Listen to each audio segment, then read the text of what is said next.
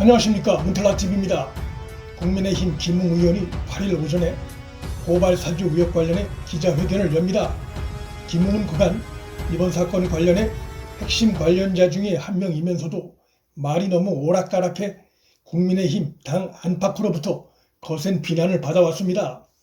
김웅이 8일 기자회견을 결심한 것은 이번 사안이 차기 대선을 앞두고 여당과 친여 매체 등에 의해 현재 국민의힘의 대선 후보 중에 1위인 윤석열 후보를 겨냥한 공격의 소재로 활용되는 상황이 이어지자 당 안팎으로부터 이번 사안 관련한 분명한 입장을 밝히라는 거센 요구가 일고 있기 때문으로 보입니다.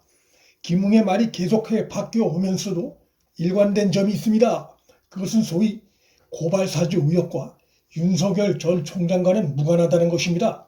하지만 친여 매체들이나 여당에선 김웅의 그 같은 해명은 도외시하고 윤석열 후보를 이번 사안의 핵심 배후 인물인 양 공세를 펴오고 있습니다. 기자회견을 통해 이번 사안과 윤석열 후보와 무관하다는 점이 다시 한번 분명하게 언급된다면 공작에 영향을 받던 적지 않은 국민들이 적어도 윤석열 후보의 무관함을 인식하는 데 적지 않은 도움이 될 것으로 보입니다. 김웅 의원이 8일 경향신문과 인터뷰에서 매우 중요한 발언을 했는데 이것이 기자회견에서도 주요한 질문 대상이 될 것으로 보입니다. 김웅은 의혹을 뉴스버스에 알려준 제보자는 과거에 조작을 했던 경험이 많아서 인연을 끊었다고 충격적인 발언을 했습니다. 김웅은 동아일보와 인터뷰에선 제보자는 당시 당의 사무처 소속이었다고도 공개했습니다.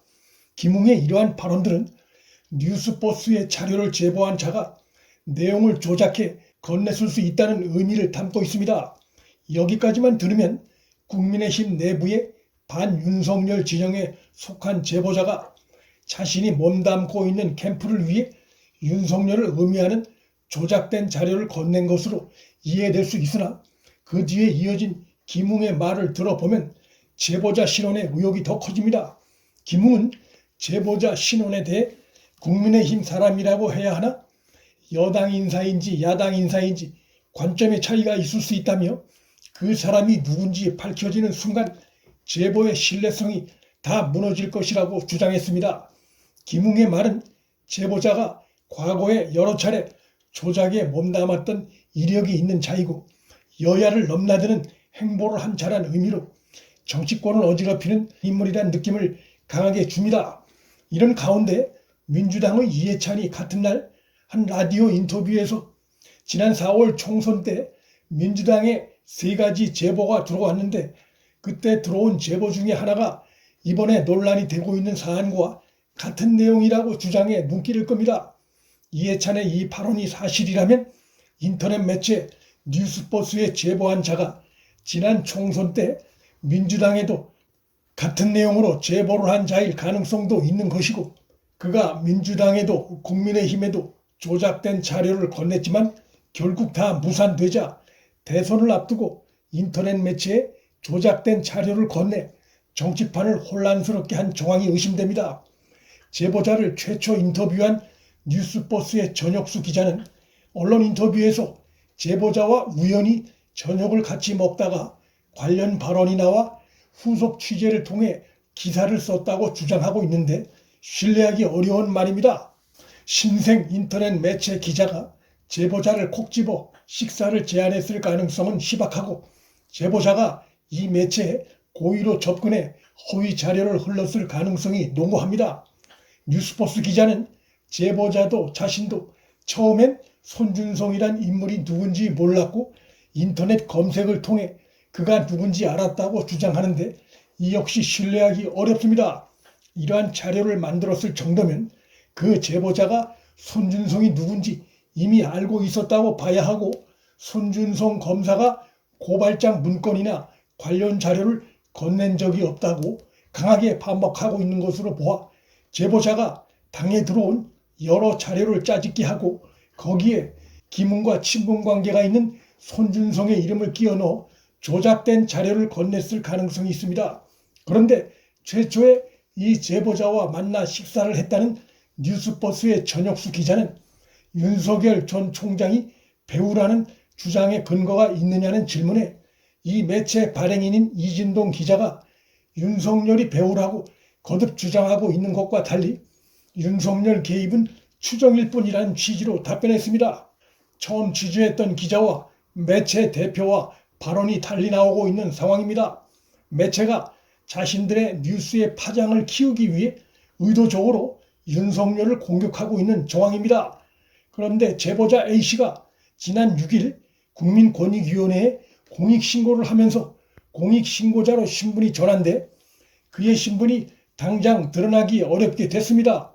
자료의 조작 논란이 커지자 위기를 느낀 이 제보자가 국민권익위원회를 피난처로 삼으려는 의도로 보입니다. 이 같은 소식을 뉴스버스가 제일 먼저 보도했는데 뉴스버스 측 역시 위기를 느끼고 제보자 신분이 드러나는 것을 피하기 위해 제보자 A씨와 공조하고 있는 모양새입니다.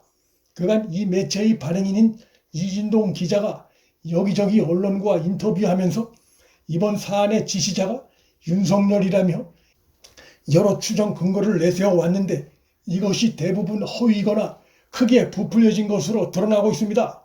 예를 들면 고발장 접수인을 배영원 당시 대검 공공수사부장으로 한 것은 윤석열 전 총장이 이성윤을 피하기 위한 것이었고 그것이 바로 마치 윤석열이 이번 사안의 배후 증거라는 식으로 주장했는데 이는 황당한 거짓입니다. 배영원, 이성윤, 손준성 모두 취미에 의해 윤석열 견제 차원에서 인사 발령된 자들입니다. 더욱이 고발장 안에 윤석열 부인과 장모 등 관련한 내용을 담고 있기 때문에 윤석열 전 총장의 스타일상 이 사건 배당에서부터 스스로 회피할 가능성이 매우 높습니다. 손준성 당시 대검 검사가 윤석열의 최측근이기 때문에 윤석열이 이번 사안의 배후 지시자란 주장도 말이 안 되는 것입니다. 손준성은 이 사안이 발생하기 불과 2달 전에 윤석열의 측근이었던 원유철 검사 대신에 취미에 의해 대검에 윤석열 코앞에 배치된 자입니다. 이성윤이나 배영원 검사나 손준성 검사나 모두 윤석열을 견제 감시하라고 현 정권이 취미를 앞세워 발령된 자들입니다. 최근 국민의힘의 정미경 최고위원이 매우 핵심적인 발언을 한 바 있습니다.